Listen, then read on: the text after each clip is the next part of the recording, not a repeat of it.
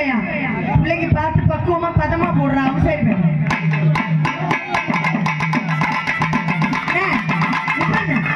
ஆம்பளை கை தட்டும் போது அத்தனை பேர் கை தட்டினீங்க இப்ப பொம்பளை வீர சிங்க பெண்ணு பேரு கை தட்டு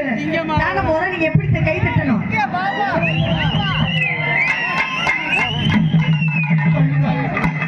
ஒரு ஆள் மட்டும் அந்த ஆள் ஒரு ஆள் மொட்டை மட்டும் கை தட்டுறாரு நல்ல பொட்டைக்கு நீ ஜாலர் அடிக்கலாம்